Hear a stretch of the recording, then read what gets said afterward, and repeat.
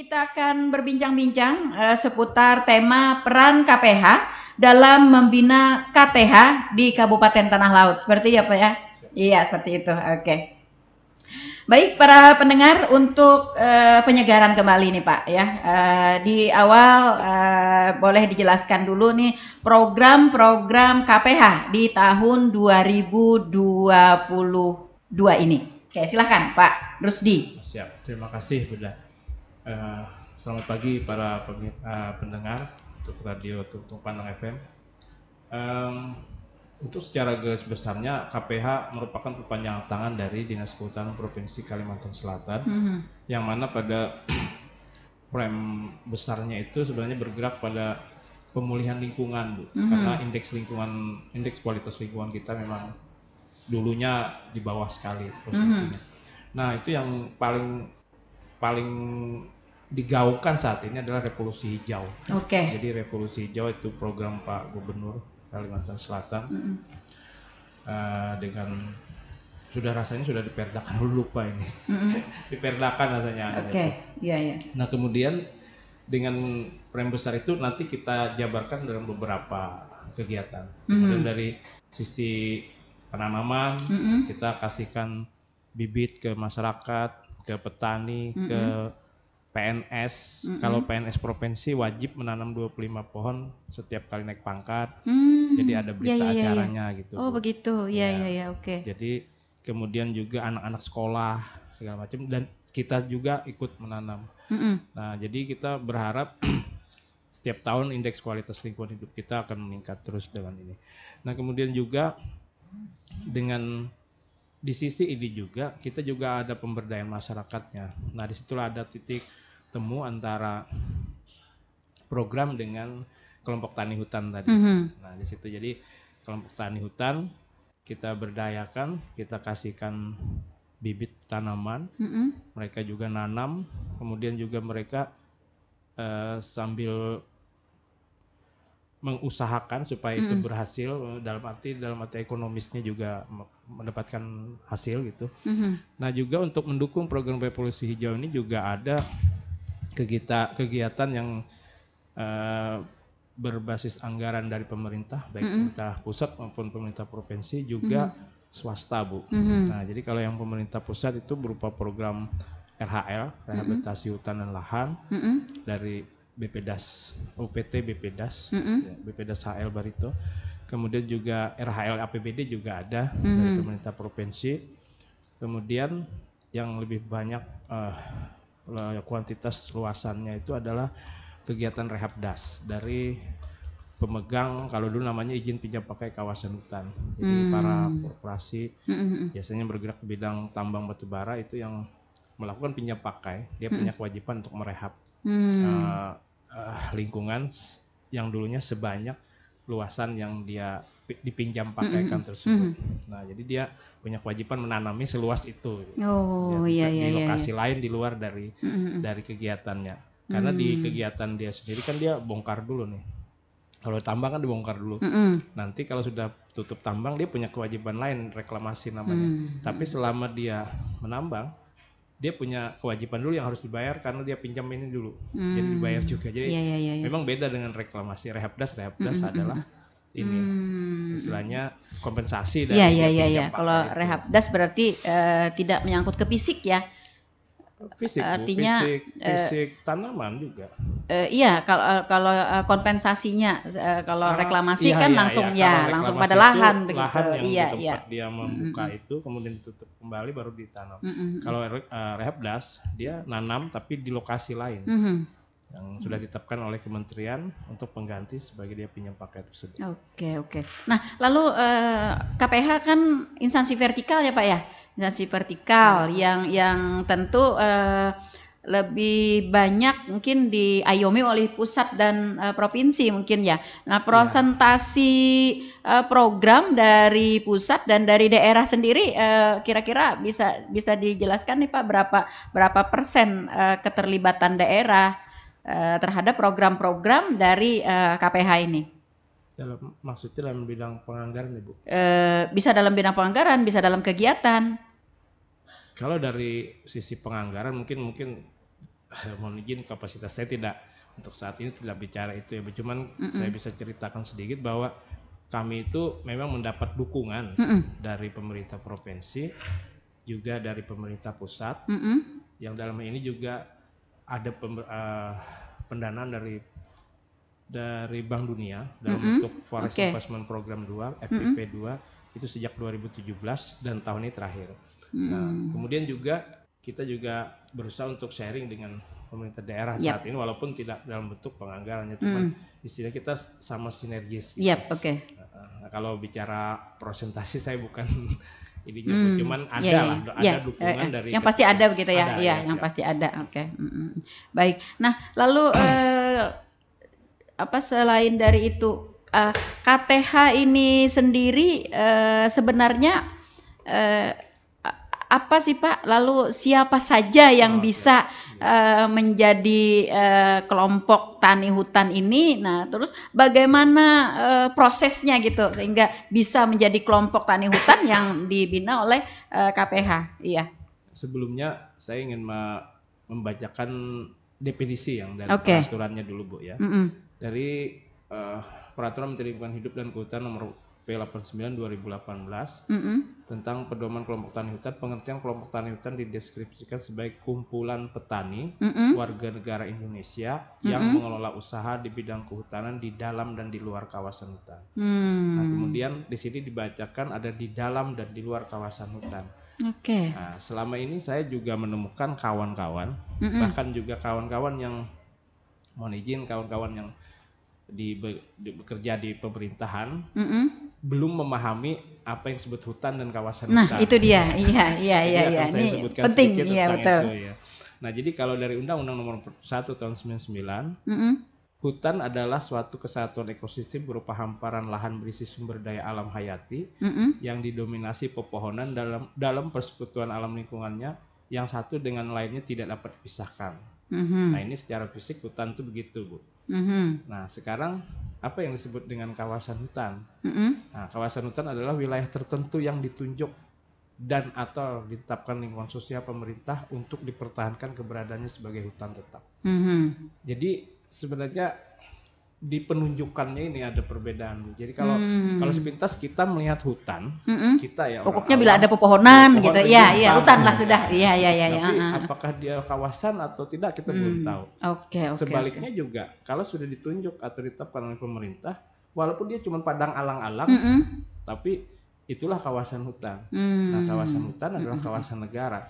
Jadi kalaupun misalnya saat ini masyarakat ada yang berdiam di dalam situ, nah mungkin secara hukum dia tidak bisa memiliki secara sah. Artinya BPN pun tidak akan mengeluarkan sertifikat di situ kan kita punya peta yang sama. Kita berbagi ini kan. Nah, beda dengan yang disebut dengan hutan tadi. Nah, kembali ke petani hutan tadi, ini sudah disebutkan kumpulan petani warga negara Indonesia yang mengelola usaha di bidang kehutanan dalam dan di luar kawasan hutan. Lalu kalau misalnya kawasan hutan kita sendiri Pak, kalau Kabupaten Tanah Laut kita ini mungkin ada berapa titik begitu yang sudah ditetapkan sebagai kawasan hutan? Hutan itu kan ada hutan lindung, ada hutan Nah, itu jenis kawasan hutan itu ya. Fungsinya Bu ya. Fungsinya. Oke, ya. Oke, kita mulai bicara dulu mengenai fungsi hutan. Fungsi hutan secara garis besar ada 3, Bu. Ya, kawasan hutan dipandang dari fungsinya gitu. Nah, kawasan hutan yang mempunyai fungsi produksi itu khusus untuk untuk memproduksi hasil hutan. Berupa kayu ya. Jadi memang dia ditetapkan wilayah tersebut sebagai hutan produksi. Jadi kita bisa mengambil manfaat dari itu. Artinya kayunya bisa ditebang ya. Dengan ketentuan yang berlaku. Artinya kita perizinannya, peredaran segala macam. Nah, kemudian juga ada hutan lindung. Nah, kalau hutan lindung itu adalah kawasan hutan yang telah ditetapkan oleh pemerintah atau kelompok masyarakat tertentu untuk dilindungi agar fungsi ekologisnya terutama menyangkut tata air dan kesuburan tanah tetap dapat berjalan dan dinikmati manfaatnya oleh masyarakat sekitarnya. Nah, dalam hal ini fungsi hutan lindung ini sebenarnya bukan tertutup untuk dimanfaatkan, Bu. Cuma terbatas. Nah, jadi di hutan lindung, jadi boleh dimanfaatkan, tapi ada aturan-aturan yang berlaku. Yang berlaku saat ini dia tidak boleh ngambil kayu. Nah, gitu. Jadi kalau pian di hutan itu mau beternak, mau beternak ikan, mau mengambil getahnya, mau ambil buahnya, mau ambil madunya, silahkan. Atau obat-obatan gitu kan dari daun dari apa. Iya. Asal jangan Boleh. kayunya yang keluar gitu. Oh Itu iya, bisa artinya dibuat. jangan sampai merusak merusak habitat di situ Iya, gitu ya. dengan kata lain ini namanya HHBK, Bu, hasil hutan bukan kayu. Oh. Ya, jadi selain kayu dan juga ada yang lain yaitu jasa lingkungan. Nah, jasa lingkungan ini kan ya jasa, kita nggak ambil apa-apa. Misalnya kita melihat oh ini indah, bisa jadi tempat wisata misalnya. Atau misalnya kita memanfaatkan tata airnya untuk bahan baku air minum PDAM misalnya kan. Kemudian juga kita bisa boleh berarti ya. Boleh. Nah, dengan perizinan tertentu. Kemudian kita bisa juga misalnya untuk penelitian, pengembangan, edukasi. Nah, itu jasa lingkungannya. Jadi kalau di hutan produksi ketiga-tiganya tuh bisa. Boleh, iya. Hasil hutan kayu, hasil hutan bukan kayu, dan jasa lingkungan. Tapi kalau di hutan lindung cuma 2 itu. Kayu udah bisa. Sampai saat ini ya, Bu. Iya. Nah, kemudian yang ketiga ada hutan namanya hutan konservasi, Bu. Nah, jadi fungsi hutan sebagai hutan konservasi itu adalah kawasan hutan dengan ciri khas tertentu yang mempunyai fungsi pokok pengawetan keanekaragaman tumbuhan dan satwa serta ekosistemnya. Nah, di tanah laut ini ketiganya ada. Iya. Jadi hutan konservasi itu adanya saat ini ada di Suaka Marga Satwa Plehari di Sebuhur dan hutan wisata alam di Batakan. Nah, itu kelolanya Balai Konservasi Sumber Daya Alam. Artinya pemerintah pusat langsung yang tangani. Nah, kalaupun KPH wilayah kerjanya itu di 2 ini aja, di hutan produksi dengan hutan lindung. Begitu. Iya. Kita tadi belum bahas masalah kelompoknya, Bu ya. Iya. Sekarang kita ke kelompoknya nih, silakan Pak. Jadi tadi kita bahas adalah kumpulan petani warga negara Indonesia yang mengelola usaha di bidang perhutanan di dalam dan di luar kawasan. Nah, jadi ini masyarakat yang mana dia tinggal, Bu, di satu lokasi yang apakah itu di dalam kawasannya ataupun itu di sekitarnya atau bahkan juga di luar kawasan. Nah, itu bisa kita membentuk suatu kelompok yang apabila dia bisa ada potensi untuk memanfaatkan jasa dari hutan tersebut, dari keberadaan lingkungannya itu. Iya. Jadi istilahnya kalau teknisnya sendiri menurut P89 tahun 2018 itu kelompok tani hutan itu minimal beranggotakan 15 orang. 15 orang itu minimal, bisa lebih. Kemudian juga dia buat berita acara pembentukan, kemudian diusulkan kepada desa untuk dikukuhkan. Jadi ada SK-nya. Dan itu draftnya ada semua di aturan menteri ini. Jadi contohnya sudah ada. Nah, setelah itu baru kita bawa ke dinas provinsi untuk mendapatkan nomor registrasi dan kelas kelompoknya. Jadi kalau dia baru berdiri berarti kelasnya pemula. Nah, sudah dapat sertifikat itu dia sudah resmi menjadi kelompok tani hutan. Nah, kalaupun nanti ada fasilitas apa-apa dari pemerintah maupun swasta, dia sudah bisa, artinya sudah berhak lah untuk mendapatkan itu. Nah, kemudian di tanah laut sendiri sampai saat ini jumlahnya ada terdapat, kalaunya kemarin sih ada, saya lupa, Bu, totalnya itu ada kalau tidak salah 55, Bu. Ya, kelompok KTH kita gitu ya. Yang ada dalam kawasan dan di luar kawasan itu 55 kelompok. Kelompok tani hutan yang tercatat ya. 63, Bu, sekarang. 63 sudah 63. Ada. Nah, dan ini tentu terpilah ya, tadi ada yang kelompok kelompok pemula atau apa begitu. Tingkatan-tingkatannya ini seperti apa, Pak? Ya, jadi yang dari pemula. Nah, data sampai saat ini belum ini karena masih ada saat ini masih dari Puslo ada kegiatan peningkatan kelas, jadi masih belum ada yang bakal naik kelas lagi. Cuman kita punya ketiga-tiganya. Ada yang dari pemula meningkat jadi madya jadi utama sudah ada. Nah, kemudian dari 63 tersebut 38 diantaranya sekarang sudah mendapatkan izin perhutanan sosial. Nah, jadi terdiri dari hutan tanaman rakyat itu ada 5, bentuknya koperasi, Bu. Nah, kemudian hutan desa, seingat saya ada 1 di Sungai Bakar, dan sisanya itu adalah hutan kemasyarakatan. Nah, kalau yang mendapatkan izin ini yang bekerja di dalam kawasan, Bu, yang bekerja di dalam kawasan hutan. Iya. Artinya perhutanan sosial itu sendiri ada 5 skema, itu ada hutan kemasyarakatan sendiri, hutan desa, hutan tanaman rakyat, hutan adat dan kemitraan kehutanan. Nah, tujuan intinya dari perhutanan sosial itu adalah untuk meminimalisir konflik. Jadi dulu kan kita namanya masyarakat ada di dalam hutan dari kakek nenek yang moyang itu di situ, yang de facto mereka ini tanahku, ini tanahku. Iya, betul.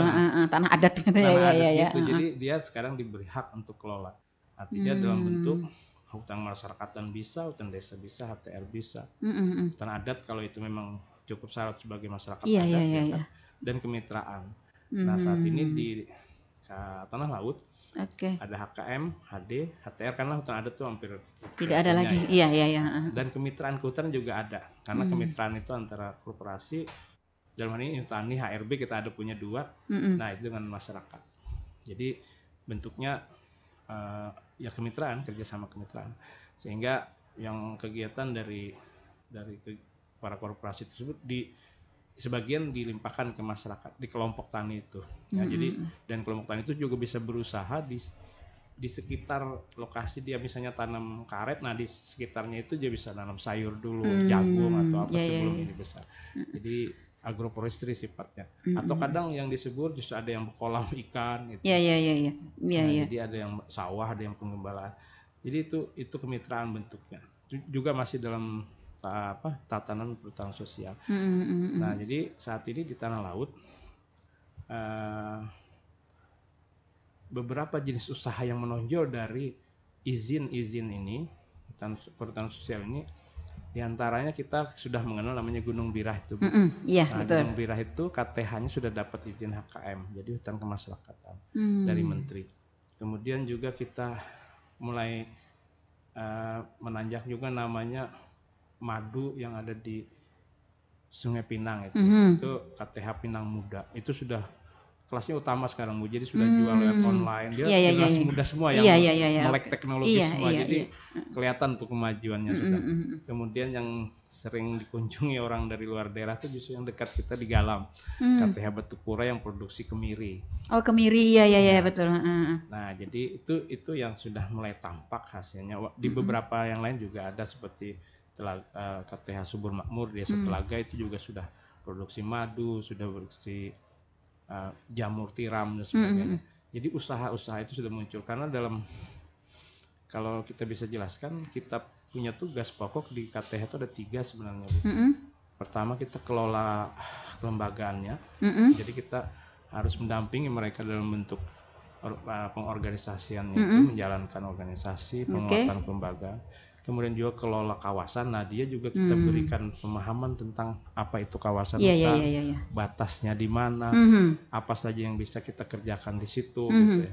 Kemudian kelola usaha yang terakhir.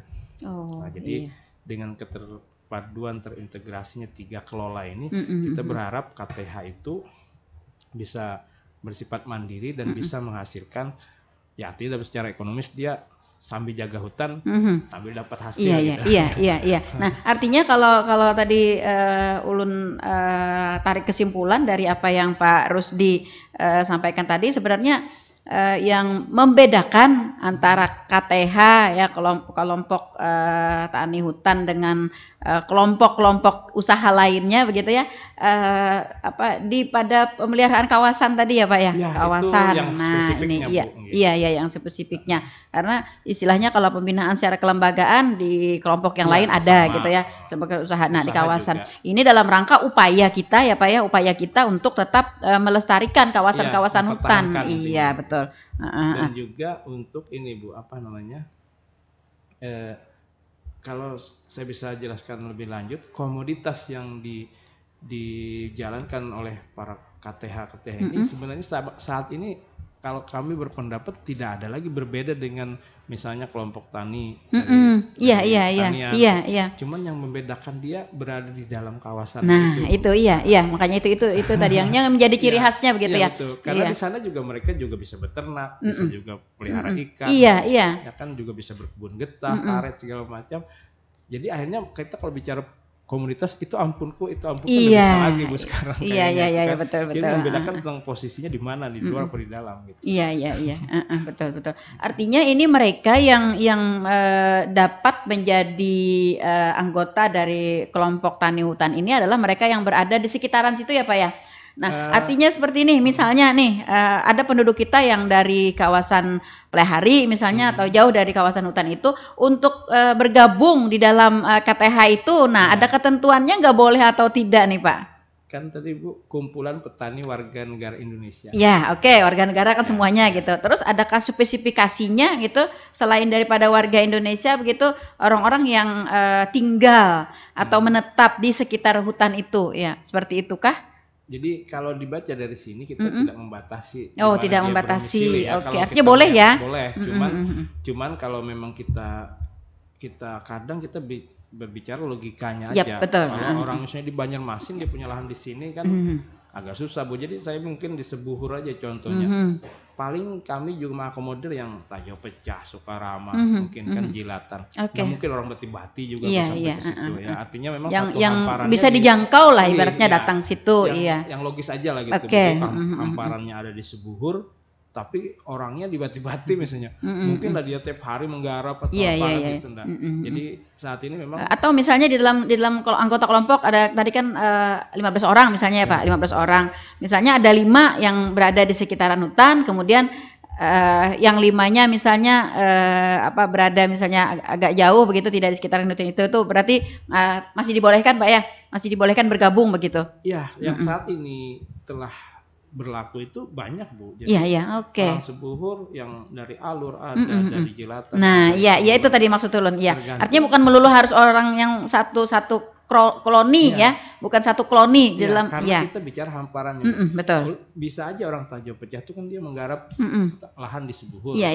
Itu yang kita utamakan. Iya, oke. Asalkan juga kepala desa yang saat melakukan verifikasi dia mau mengukuhkan itu ya monggo aja juga, mungkin balisnya ada juga sih yang beberapa yang itu bukan Sebuhur aja misalnya kan ada gitu. Ada juga yang bisa akomodir, dia tahu misalnya apa historinya lahan tersebut, oh itu memang orang anu yang menggarapnya dari dulu. Iya, betul. Bisa. Karena ini kita bicara hamparan aja Bu, hamparan kawasan hutan itu. Tidak tergantung. Kalau dari definisi sendiri sih warga negara Indonesia. Iya, makanya itu artinya mau di mana gitu ya. Tinggal kita aja lagi logika dan tidak logikanya gitu ya, logis dan tidak logisnya. Betul. Iya. Nah, lalu KTH ini sendiri Pak, ketika dia sudah masuk menjadi pembinaan dari KPH, nah lalu apa sih bentuk-bentuk dari pembinaan, pendampingan yang mereka dapatkan begitu, yang secara krusial lah, artinya membedakan dia dengan kelompok lainnya. Jadi tadi belum tak jawab satu pertanyaan Ibu, mungkin Ibu juga kelewatan. Masalah apakah ada yang di luar kawasan mungkin gitu ya Bu ya? Iya. Jadi kejadian itu sebenarnya makanya di sini kan ada juga yang di dalam dan di sekitar. Itu sebutannya mah di dalam dan sekitar. Iya, artinya tidak ada pembatasan ya yang di sekitar itu berapa radius berapa kilometer jauhnya gitu kan tidak ada. Iya. Nah, jadi saat ini memang posisi kelompok tani hutan itu juga ada yang di luar kawasan. Bahkan sekarang ada salah satu yang di sini yang sangat maju. Lu lupa namanya yang Pak Kuswanto di Sumber Makmur itu. Itu sebenarnya di luar kawasan semua. Iya. Cuman dia sudah bisa punya koperasi madu segala macam itu. Nah, itu yang salah satu KTH yang di luar kawasan yang sudah lumayan bagus jalannya. Nah, kemudian tadi membahas mengenai pertanyaan Ibu yang selanjutnya.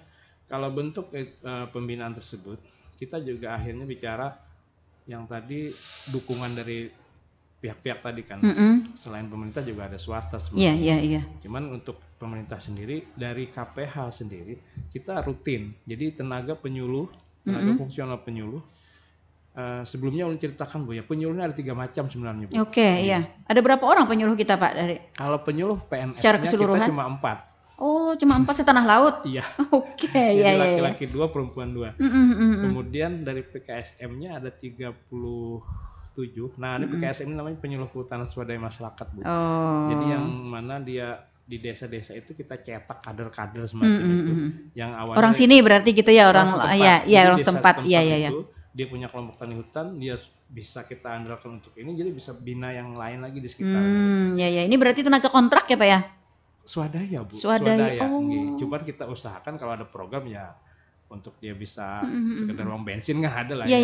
Tapi ada program. Kemudian juga ada penyuluh swasta namanya. Nah, kalau penyuluh swasta ini biasanya di perusahaan-perusahaan Artinya dia juga misalnya kayak Arutmin mau reklamasi, sebenarnya dia juga harus sosialisasi, mungkin dia merekrut untuk penyuluh swasta bisa jadi itu. Cuman jarang kita mengkoordinasi penyuluh swasta, yang banyak itu pakai SMK, karena kita sangat terbantu dengan keberadaan mereka. Kita tidak setiap saat 4 orang ini bisa membagi diri setanah laut gitu kan Bu. Iya iya betul. Yang ini yang kita andalkan akhirnya gitu. Nah jadi untuk itu KPH sendiri punya peran. Secara berkala kita adakan pembinaan, artinya kita pertemuan rutin bulanan dan sebagainya. Kita menerima progres mereka, kita memberikan arahan-arahan ya untuk kemudian apa yang akan kita rencana tindak lanjutnya ke depan. Itu rutin memang. Karena memang secara dukungan anggaran memang kita tidak, untuk KPH sendiri tidak terlalu besar untuk kegiatan sifatnya fisik, karena itu di dinas adanya itu. Kalau kita kan di pemberdayaannya mungkin lebih banyak. Nah kemudian dari dinas sendiri memang sudah sangat banyak membantu, apalagi di seksi pemberdayaan masyarakat. Dalam hari ini bantuan-bantuan peralatan. Nah, jadi penyuluh tinggal fasilitasi proposal, masukkan ke sana, kita bisa dibantu dengan ketentuan dia punya penilaian dulu kan. Nah kemudian juga Kementerian LHK sendiri juga ada beberapa. Kita ada 2 eselon 1 yang dukung kegiatan kita. BP2SDM sendiri dengan pusat penyuluhannya untuk tenaga penyuluh dan kelompok tani hutan. Kemudian juga Badan Perhutanan Sosial dan Kemitraan Lingkungan BPSKL itu yang dukungan di perhutanan sosialnya khusus. Jadi nanti KTH yang diusulkan, yang wilayahnya diusulkan dapat izin PS tadi, perhutanan sosial tadi, mungkin bentuknya skema HKM misalnya. Nah nanti berubah jadi KPS dia, kelompok perhutanan sosial. Nah ini sudah teralihkan ke ini, pembinaannya juga banyak kan. Ada fasilitas bantuan namanya Bank Pesona, pengembangan perhutanan sosial nasional, ada dari Baipro-nya, ada dari Saprasnya, jadi dibantu. Kalau sudah berstatus KPS. Iya. Artinya seperti ini misalnya. Kalau orang di pendidikan kan sudah tamat SMP beralih lagi ke SMA gitu kan, jadi sudah berpindah lagi pengelolaannya begitu ya? Mungkin analognya kurang lebihnya Bu ya. Iya. Istilahnya tuh dia dari KTH dulu, kelompok tani hutan biasa yang punya wilayah. Nah itu kalau ada usaha dia masih kelola sendiri, masih ketergantung dengan kita. Iya. Kalau misalnya mereka mau sadar bayar, kan kita dibebankan PNBP juga kan. Nah dia masih dengan kita di KPH. Tapi kalau yang sudah kita usulkan menjadi KPS tadi, kelompok perhutanan sosial tadi yang sudah disahkan menteri, dia punya akun sendiri, bayar PNBP sendiri. Iya. Kan dia izinnya sama dengan Bu, kalau dia HTR, hak hutan tanaman rakyat, sebenarnya setara dengan HTI Bu. Cuman HTI ini para konglomerat istilahnya. Iya. Iya dari rakyat. Iya, sama saja menteri kan punya. Jadi manajemennya pun sedapat mungkin bisa untuk ini kan. Nah, jadi nanti kalau sudah berubah jadi KPS itu lebih banyak nanti BPSKL yang berperan untuk pengembangan lebih lanjut. Nanti di KPS sendiri terbagi lagi menjadi KUPS, kelompok usaha perhutanan sosial. Nah, misalnya kayak Gunung Lirah itu yang lebih menonjol KUPS wisata. Iya. Kemudian dia juga punya KUPS madu tuh, ada dibantu madu keluar. Iya. Jadi yang kelompok usaha yang kecil-kecilnya anak-anak ini yang fokus menjalankan usaha-usaha tersebut. Nah, jadi dari situ nanti muncul yang sudah bisa mandiri, sudah sebenarnya sudah sadar akan kewajibannya terhadap negara segala macam kan.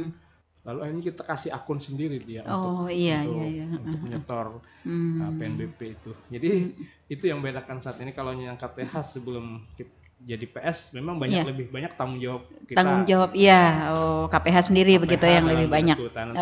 Nah, lalu kalau misalnya di kualitas atau inovasi produksi Pak, apa nih yang membedakan mereka gitu dengan kelompok-kelompok lainnya gitu? Apakah mungkin dalam pengelolaannya kayak madu tadi ya, kayak madu misalnya, kalau yang milik KTH gitu ya, madu ini selain daripada madu yang asli gitu ya, nah teman madu ini ada pengolahan berikutnya begitu atau seperti itu turunannya, atau Bu ya?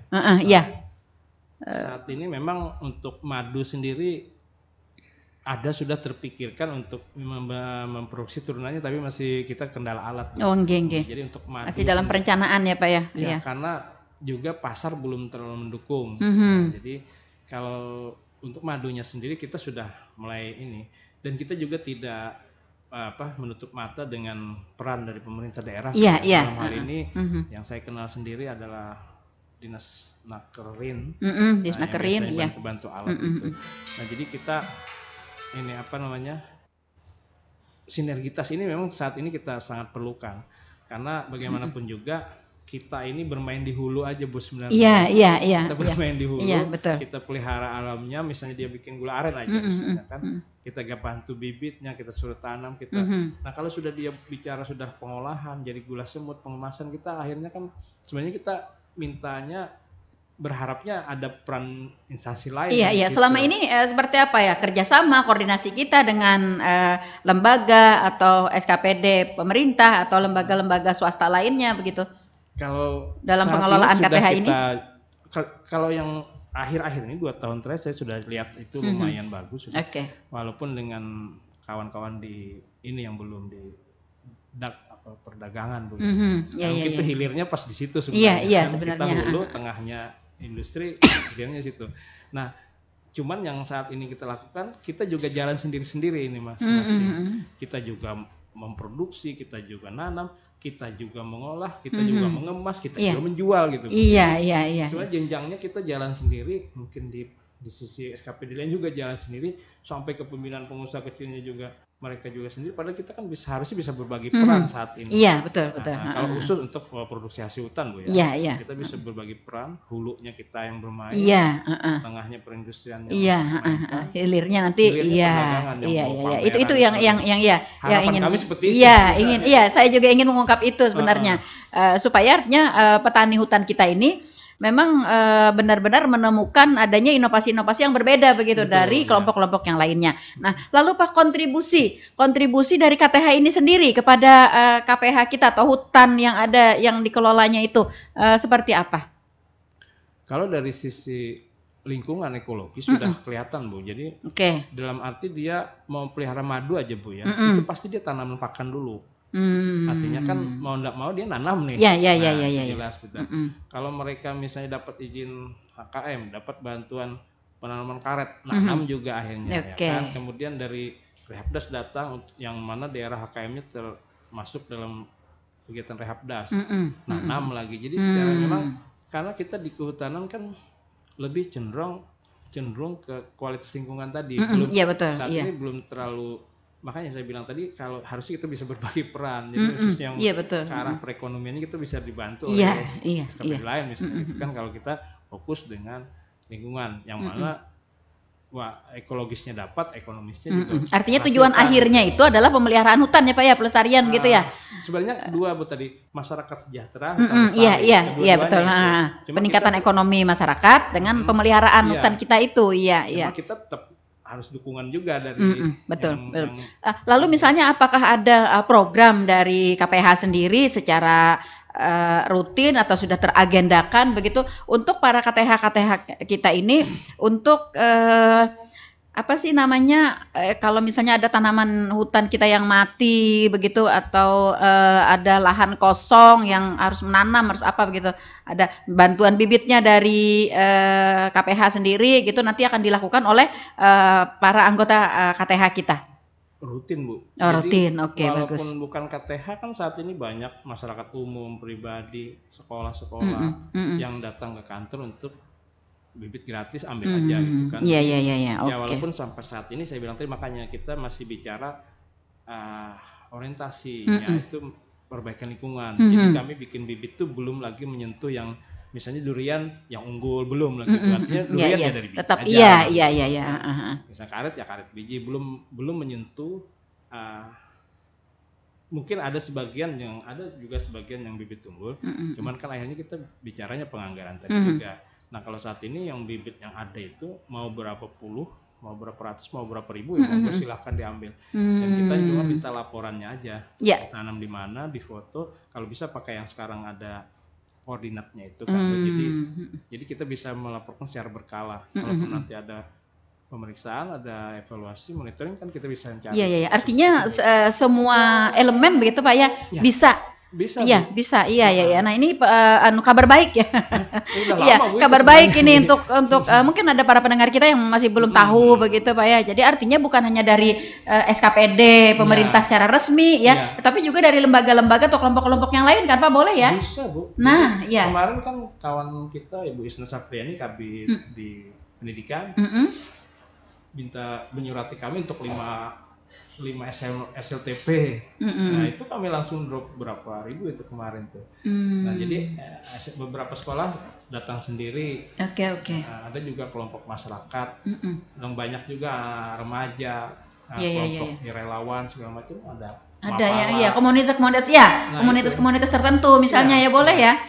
Boleh. Nah, boleh ya itu. Nah, ini iya, kami sangat berbahagia ya untuk menyampaikan kepada para pendengar ya, komunitas-komunitas tertentu juga boleh. Jadi dalam selama ini dalam anggapan mereka ini Pak hanya SKPD pemerintah ya, kemudian lembaga-lembaga yang resmi begitu ya, yang boleh mendapatkan bantuan bibit dari KPH. Dan jenis bibitnya juga Pak, kalau dulu kan lebih identik dengan kayu-kayu hutan ya kayak mahoni gitu ya, terus kayu putih dan lain sebagainya. Sekarang sudah bervariasi dan sangat menarik ya, ada bibit buah-buahan.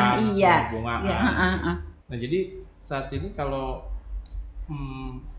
itu justru kami yang sangat senang kalau ada peran aktif dari masyarakat itu, karena kewajiban kami kan harusnya misalnya ada target sekian sebulan untuk menanam bibit, sekian sebulan untuk nanam. Paling tidak kalau ada yang bantu-bantu kan kita. Betul sekali. Selama ini Pak, progres dari partisipasi lembaga, kelompok-kelompok tertentu, komunitas tertentu, ini prosentasinya atau fluktuasinya seperti apa Pak?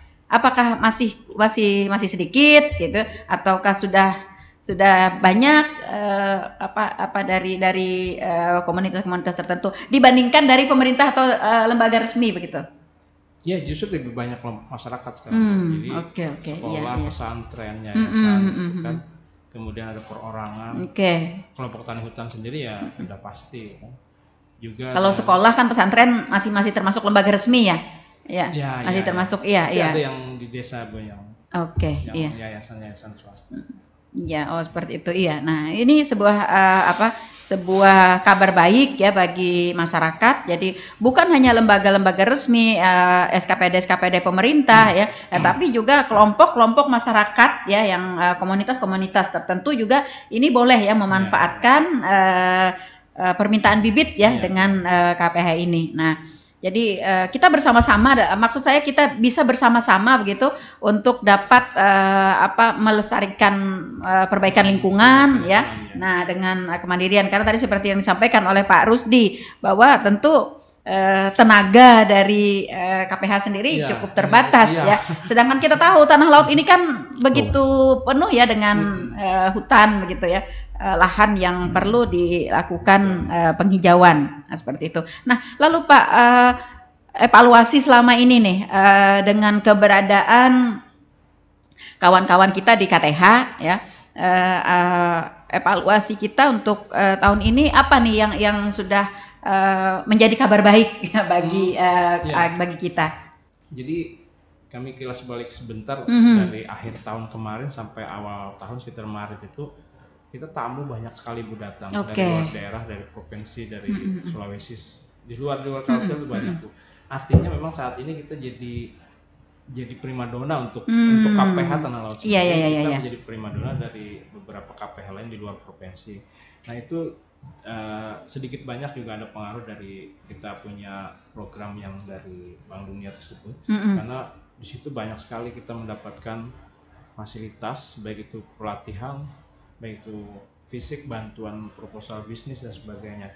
Dan diantaranya termasuk yang saya sebutkan tadi, Gunung Birah, Subur Makmur, Batu Kora Galam, dan Pinang Muda, itu kan sudah kelihatan hasilnya.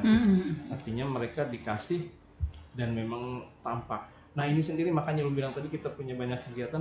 Hari ini berbarengan kita ada di kantor Exit Strategi gitu. Kan ini proyek habis nih tahun ini. Betul. Nanti konsultan merumuskan kayak apa kita ke belakangnya. Iya. Ininya, Bu. Iya. Nah, anggota-anggota kita yang sudah menjadi mitra kita kemarin gitu ya, karena habis proyek mungkin berarti mereka akan kan kita sudah biasa gitu terjadi, kalau sudah habis kita kadang tertinggalkan gitu. Nah, saat ini kita beri kajian semacam exit strategi yang saat ini dieksposnya, jadi kita paralel nih kegiatannya. Nah, itu mudah-mudahan rekomendasinya di situ nanti bisa ditindaklanjuti, paling tidak tetap aja akhirnya kita minta dukungan. Iya, nah itu yang saya maksudkan seperti itu. Karena begini Pak, ada statement sebenarnya menanam itu mudah begitu ya, tapi pemeliharaannya yang susah. Nah, saya ingin sebenarnya ini kan bahwa ketika proyek itu selesai tapi tetap harus dipelihara. Nah, bagaimana karena mungkin proyek dari pusat itu terbatas ya. Nah, lalu pemeliharaan ke depan ini bagaimana kita bisa mungkin merangkul pihak-pihak misalnya pemerintah daerah, kemudian pihak swasta, kemudian juga pihak perusahaan ya, yang pada intinya mereka yang sudah menjadi anggota ini tadi memang tetap dapat melakukan hal tersebut tapi dari pendanaan yang lain. Saya rasa sih sebenarnya kalau kami berpikiran dari sisi pemberdayaan itu kita pulangkan dulu ke mereka, keinginan mereka dulu untuk bertahan itu gimana. Iya. Seandainya kalau kita tidak punya keinginan walaupun berapapun betul, iya. Seperti halnya misalnya contoh KTH Batu Pura Galam itu kayaknya kayak kalau kita lepas sudah bisa jalan dia kan.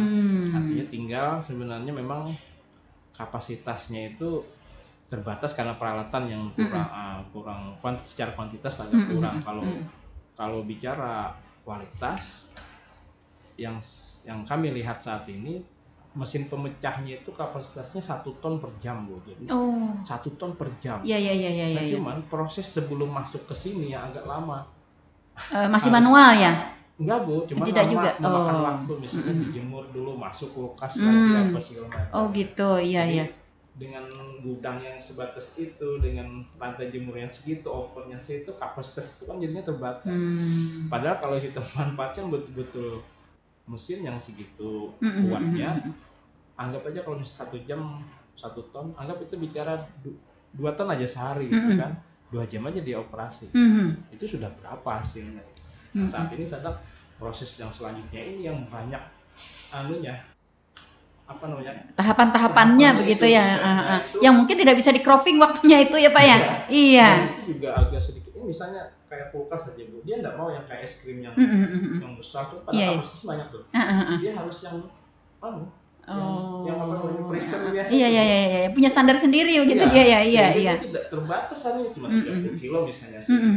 Nah, terpaksa harus banyak kan gitu. Nah, jadi dengan kondisi itu 12 jam di situ kan udah makan berapa? Iya, betul. Iya. Jadi, iya. Itu kita juga berbahagia Pak, berbangga kita. Ternyata secara diam-diamnya Tanah Laut juga memproduksi kemiri yang luar biasa begitu. Nah, ini juga masih banyak belum diketahui oleh masyarakat kita gitu. Ketika tahu ternyata ada toh begitu. Nah, ini ternyata ini adalah salah satu bentuk KTH ya dari binaan KPH. Seperti itu ya Pak ya. Iya, jadi justru malah orang luar yang lebih tahu. Iya, orang luar yang lebih tahu, iya betul. Iya.